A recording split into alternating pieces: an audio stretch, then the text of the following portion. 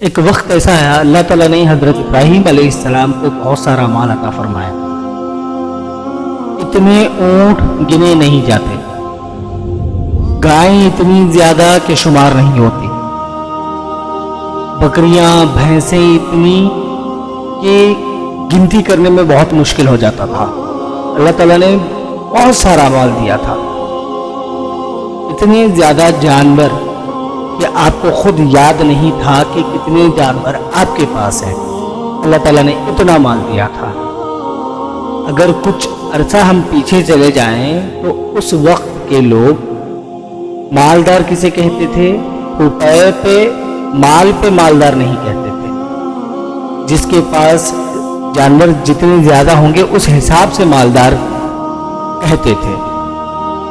جانوروں پہ بولا جاتا تھا کہ یہ مالدار ہے یا نہیں، ان کے جانوروں کے حساب سے بولا جاتا تھا. بہت سارا مال اللہ تعالیٰ نے حضرت ابراہیم علیہ السلام کو دیا تھا. اللہ تعالیٰ نے فرشتوں سے فرمایا واتخذ اللہ ابراہیم خلیلا، ابراہیم میرا دوست ہے. تو فرشتوں نے کہا یا اللہ جسے اتنا کچھ دیا ہے وہ تو دوست بن کے ہی رہے گا. تو نے اتنا کچھ جب نوازا ہے تو ہر کسی کو دوست بننا ہی ہے. تو نے حضرت ابراہیم علیہ السلام بہت کچھ نوازا ہے. اللہ کریم نے فرمایا جاؤ آزما لو. اللہ تعالیٰ فرماتا ہے فرشتوں سے اگر تم آزمانا چاہتے ہو جاؤ آزما لو. میرے دوست ابراہیم کا امتحان لے لو. فرشتہ امتحان لینے پہنچ گیا. حضرت ابراہیم علیہ السلام کے جانور چر رہے ہیں چراگاہ میں. خود ابراہیم علیہ السلام بھی ہے، نوکر بھی ہے، بہت بڑا ریوڑ ہے. ایک فرشتہ آیا تو کھیت میں چھپ کر بیٹھ گیا اور بلند آواز میں کہنے لگا سبحان اللہ والحمد للہ ولا الہ الا اللہ واللہ اکبر. جب حضرت ابراہیم علیہ السلام کھیت پہ کھڑے ہوئے تھے تو وہ تسبیح کرنے لگا سبحان اللہ والحمد للہ ولا الہ الا اللہ واللہ اکبر. حضرت ابراہیم علیہ السلام کہنے لگے کہ یہ میرے رب کا نام کون لے رہا ہے؟ بہت ہی میٹھی آواز ہے اس کی، کون ہے؟ ڈھونڈنے لگے. ڈھونڈتے ڈھونڈتے اس کے پاس چلے گئے. فرشتہ انسانی شکل میں تو میرے رب کا ذکر کر رہا تھا؟ اس نے کہا ہاں میں ہی کر رہا تھا. کہ بھائی ایک بار اور میرے خدا کا نام نہیں لیتا؟ وہ کہنے لگا پہلے تو میں اپنی مرضی سے کر رہا تھا، اگر تو کہتا ہے تو پیسے لگیں گے. پہلے میں اپنی مرضی سے رب کا ذکر کر رہا تھا، لیکن اب تو کہتا ہے تو پیسے لگیں گے. اگر آپ کے پاس پیسے ہے تو کر دیتا ہوں. حضرت ابراہیم علیہ السلام کہنے لگے بول تو کیا لے گا؟ میرا رب کا ذکر سنانے کے لیے تو کیا لے گا؟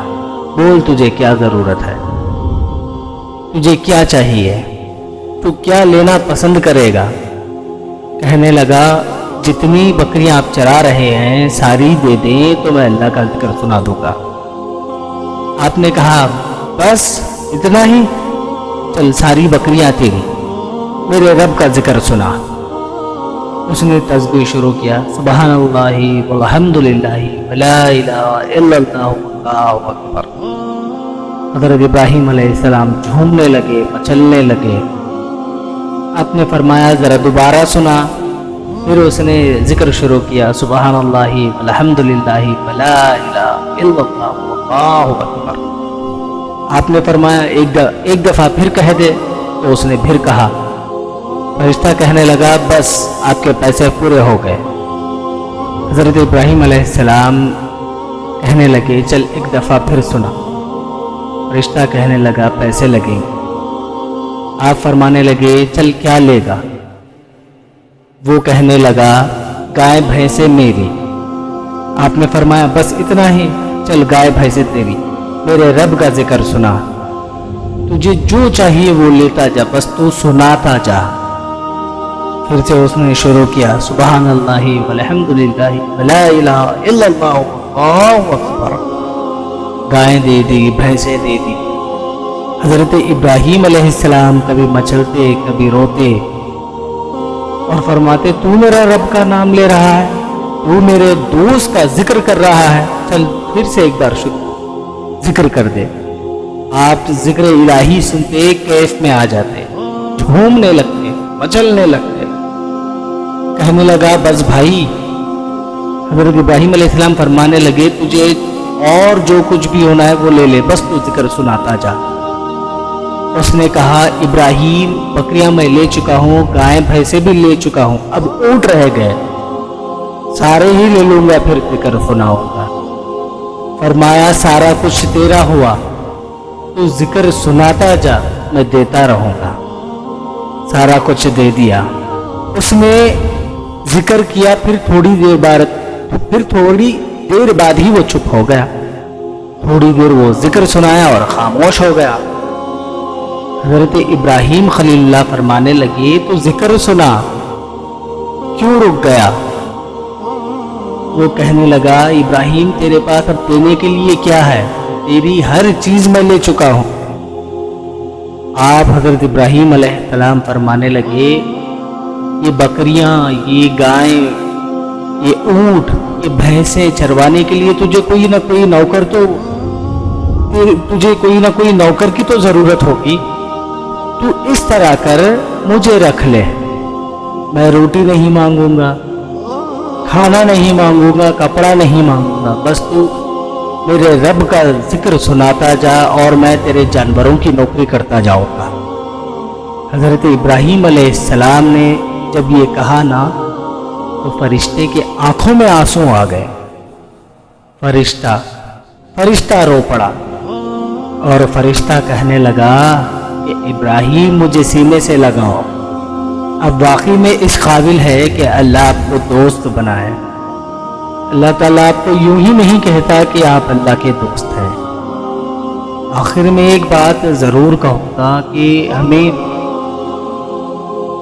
حضرت ابراہیم علیہ السلام اور حضرت اسماعیل علیہ السلام کی وہ قربانی تو یاد ہے. ہم نے ہنسی خوشی سے عید تو منا لیا، اب وہ قربانی بھی یاد کر لو جس نے دین کے لیے اپنا سارا ہی خاندان قربان کر دیا. دمبے کی قربانی تو ہمیں یاد ہے، لیکن یہاں اہل بیت نے سارا خاندان قربان کر دیا اہل اسلام کے لیے.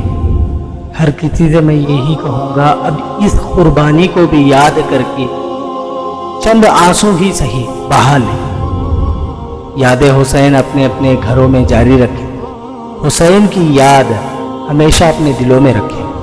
کیا ہماری یہ ذمہ داری نہیں، کیا ہمارا یہ فرض نہیں بنتا کہ نواسہ رسول کی شہادت کو ہم یاد کریں اور بدلے میں کچھ آنسو بہا لیں.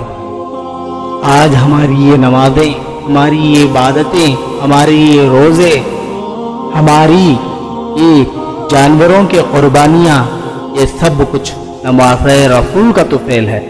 دین تو ختم ہو چکا تھا، حسین نے پھر سے زندہ کیا. حسین تو ہر وقت ہر جگہ ہر لمحہ موجود ہے، لیکن ہمارا یہ فرض بنتا ہے کہ حسین کا شمع ہمارے دلوں میں جگائے. یا حسین